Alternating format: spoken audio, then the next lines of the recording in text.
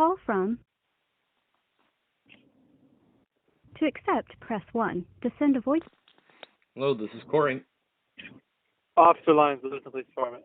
Hi, Officer Lyons. How are you? Hey, so it sounds like you called again? Yeah, I called a few times. I've got all the information all together. Yeah, no, like I said, I'm trying to get back to you, man, but we're super slammed, so I was planning on giving you a call here in a little bit. Okay. So you're going to give me another call back? No, I'm on the phone now. I'll take care of it now.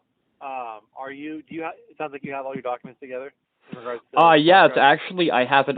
If you give me your email address, I could have it to you in 30 seconds. Is it all digital in regards to... Correct. Via email, or...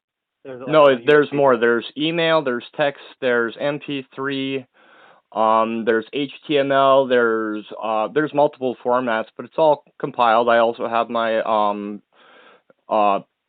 release records from the hospital, from the ER, as well as from the tooth extraction that I had done out in Sumner. I also have all of the location data put on there, and it's all online in a secure archive right now for you. Okay. You can access it probably all from your phone and Google Earth. You'll need that to look at the location data. Okay. I'll give you my email when you're ready. Sure. Go ahead. JLINES at cityoflewiston.org.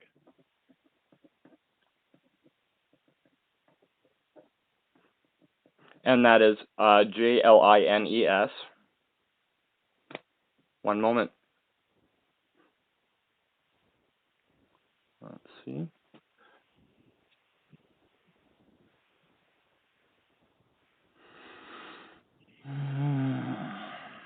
Having just open up my Gmail.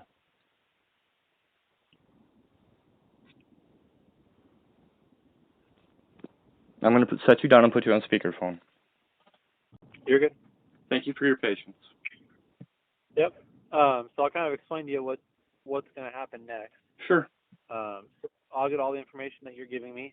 Mm-hmm. I've already typed up multiple reports in regards to what you've stated, my conversations with the other parties involved. And basically what I'm going to do is I'm going to submit what's called basically a prosecutor's review. Yep. Just because and honestly, man, it would be different if it happened today or if it happened yesterday or last week. Right. But because it happened 6 months ago, and not so much just that it happened 6 months ago, but the civil agreement that you guys had made. Yep. In the mix of everything, it almost falls under a civil agreement or a civil issue. But based on the fact, again, there was a crime that was committed, Yes. and that being the battery. Yes. It kind of throws a kink in there. So it's like a civil issue, but at the same time, it's a criminal issue because of the crime that occurred. Right, so, and I need simply to prove that the crime was occurred. I don't really care what happens to Troy Munsterman. What was that? I don't really personally care what happens to Troy Munsterman as long as he can never do that again, personally, like punch somebody in the mouth.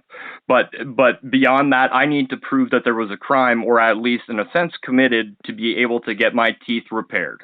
And that is what I am truly after, is getting the being able to establish that there was something that happened so I can get my teeth repaired. Ultimately, that's what I'm after. I'm not after wrecking or ruining anybody's life, but I do have record of other crimes that happened at Travelland that I am obliged to talk about.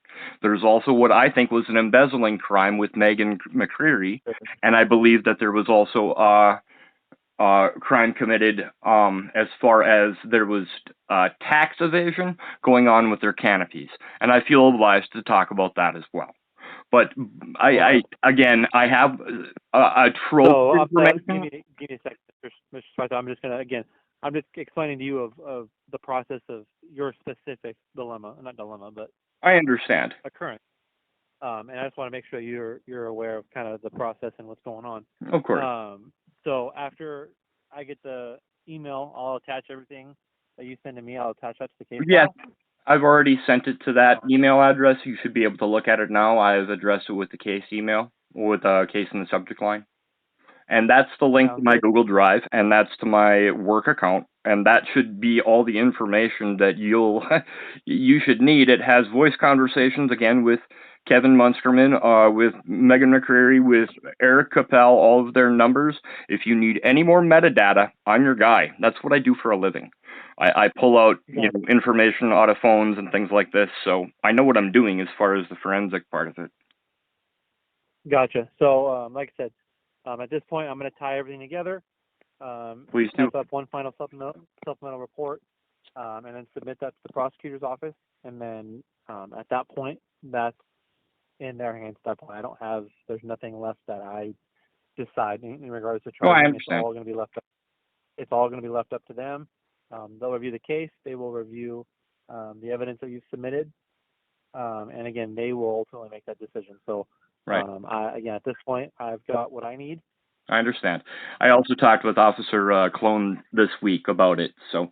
Yeah, no, I had a discussion with him as well, Lieutenant Clone. Thank you. Yeah. And I again, I've already talked to him, and I've already typed up a supplemental report, and he has typed up a supplemental report. Okay. So again, we've got what we need, and from here, you'll be contacted by the prosecutor's office. It's probably not going to be. I'd probably just expect like 2 weeks. Okay. Because and that's just being on their timeline. That's, again, like I said, it's got nothing to do with us. Right. I know. I understand it's busy with COVID and everything. And there's also an investigation I filed with the Department of Labor with, Idaho State, and they'll be investigating. I've been told this next week, and I've been told to give them that same information as well as the other information that I have. But I just have to follow up and make sure that I've, touched base with you. Sounds good. Well, I appreciate you touching base with me, okay? Yep, thank you for your time, sir. Be safe out there tonight. Yep. Good night. Thanks. Bye. Bye.